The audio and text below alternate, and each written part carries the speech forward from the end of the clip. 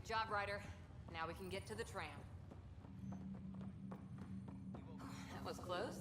Barely in Andromeda, and we're already scrambling. The adventure begins. Not sure your dad'll see it that way.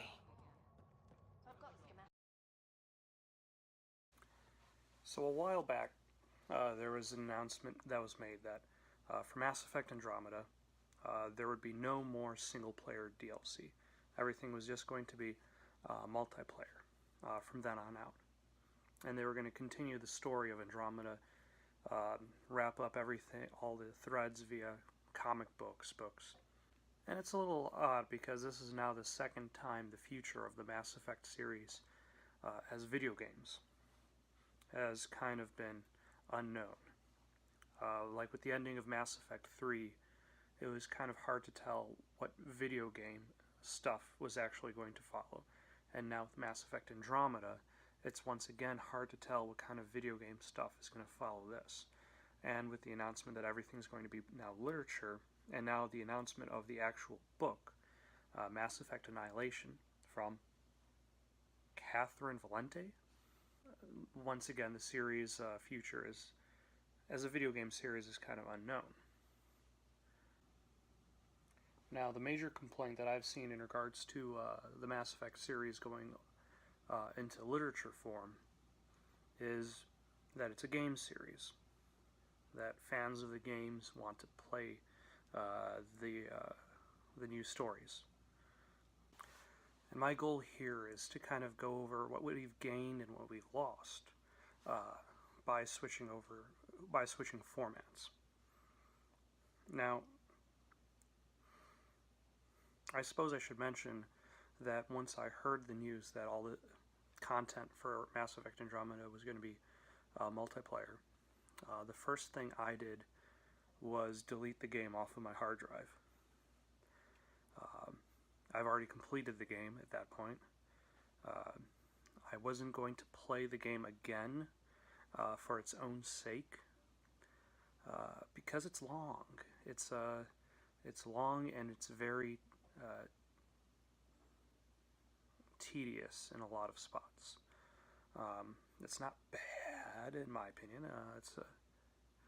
It's all right. It has its moments, but it's spread a bit far too thin. I think the developers of the game made a game that was too big for their ability. So I'm of the disposition that my interest in the game is generally going to be held by if there is going to be more content being made to support it. That is probably the biggest con, is that by not supporting the single-player aspect of a story-based game, you're going to lose player interest. The second negative note I would have to say is, what happens to the Pathfinder after all of this? So if you look at all the books that came out before that dealt with the world of Commander Shepard, because Commander Shepard is a player character that a player created, and they want to have that custom experience for the player, Commander Shepard is a character that's only mentioned by title and last name. The idea being that if the books chose anything about Commander Shepard aside from specific things that are constant throughout playthroughs, that it would make those things about Commander Shepard canon. My question in regards to any future literature things is whether it'll take the same approach to the Pathfinder. Are we going to take this character who we've spent probably a good 40 to 80 hours with? I think I was at 57 hours when I finished the game, and never see this character again because the book forms cannot create a canon version of Ryder. which is actually kind of interesting because Sarah Ryder and Scott Ryder both have pretty precise roles in the storyline, just that one becomes the Pathfinder and one does not. But if the books then chose one to be the Pathfinder, that would thusly make that character's customization canon. Now, I probably should mention that I don't care if they chose one or the other. I do not have anything at stake in regards to that. In fact, I would even endorse them choosing some form of rider so that they could at least include the character in the stories. Because I know that when I play a video game, or if they ever make a sequel, that it's still going to have whatever customized character status to whatever I choose. But by not choosing what this character looks like, it's like, oh, hey, this Pathfinder went around, saved Andromeda, and then disappeared and did absolutely nothing of note. Did a whole bunch of nothing. That's what a Pathfinder rider is up to these days. Just scouting the rim, doing nothing. That said, consider looking at the description of the new book, Mass Effect Annihilation, and also the previous novel that was made, I think it's called Mass Effect Infiltration? Nexus Uprising. Mass Effect Nexus Uprising. I must have confused Infiltration with Mass Effect Infiltrator, the iOS game, which was terrible.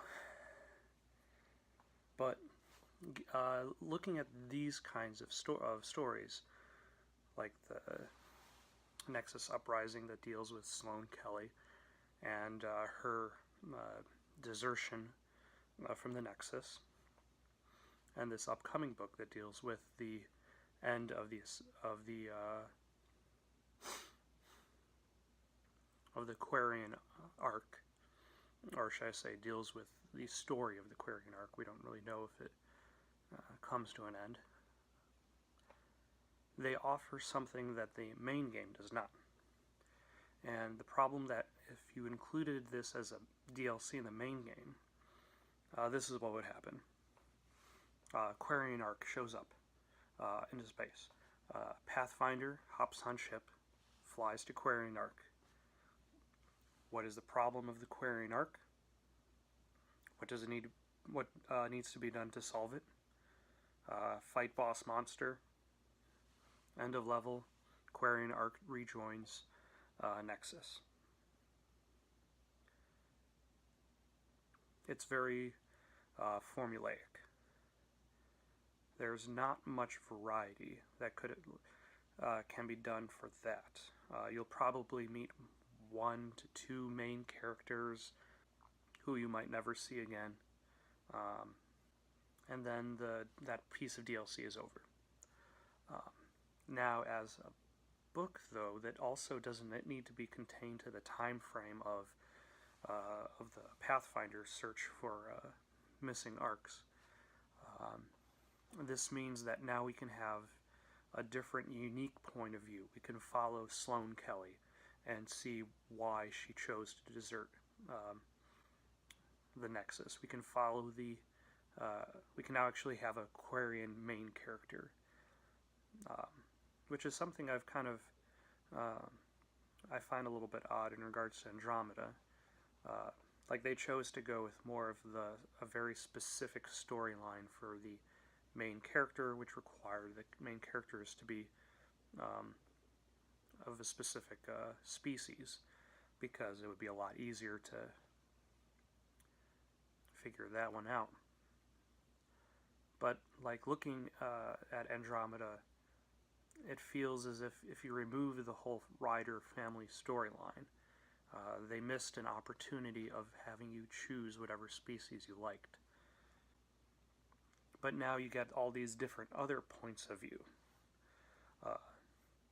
You don't have to just have one character be your point of view. You can have the Quarian, you can have other characters on that ship. You can jump different points of view and tell a more complicated storyline about the events of the arc, which would not be available to you if you were doing it as Mass Effect has done all of its DLC, that being from the point of view of the main character. Now, if they went in the line of BioWare's Dragon Age series and allowed you to play as secondary characters, then that might be an interesting twist. In which case you could start playing the game not as the arc arrives to the Andromeda system, but as it is en route. Meaning the ending to the DLC is still technically mysterious, and you experience it as a standalone journey. But this also means that essentially the character you are playing as is going to be the hero, is going to solve the mystery, and hopefully, maybe, stop the bad guy. Whereas in a story aspect, you don't necessarily need bunches of goons for the hero to fight. You just have to have a proximity to danger. Will I read Mass Effect Annihilation? I don't know. I still haven't finished Nexus Uprising. I started it. It actually isn't that bad. I forced myself through the first 2 Mass Effect novels that were written, and those were kind of garbage, especially the second one, because at that point I did not care about any of the other characters involved. Like the first one, at least, it's like, what's the history of David Anderson? And that gives you a unique look at his character and how him and Saren came about. So at least there's something to be gained from that novel, even though it is also really poorly written. But like what I've read of Nexus Uprising, it's actually a pretty good read. And if Annihilation carries that on, then I suppose the future isn't that bad. Well, I suppose for the time being, it's not like BioWare is doing nothing. They've got Anthem, a new IP coming out.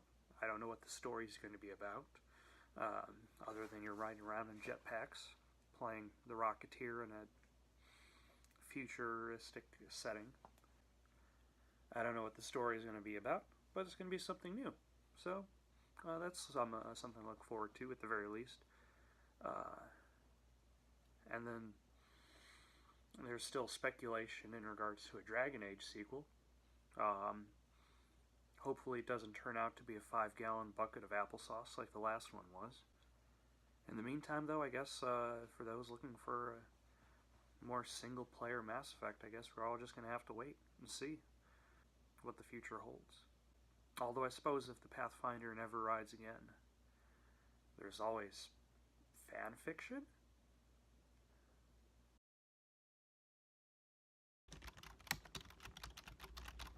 Ryder steps through the doorframe into PB's quarters. She's absently tinkering with a piece of junk she picked up on some world they had passed through. Sarah didn't know what it was, and she was positive PB didn't know either. PB looks up and says, "Are we at the Ark yet?" "No, we're still about an hour out from the Quarian Ark." "That's so. An hour." She licks her lips and spreads her legs, anticipating. We could do a lot with an hour.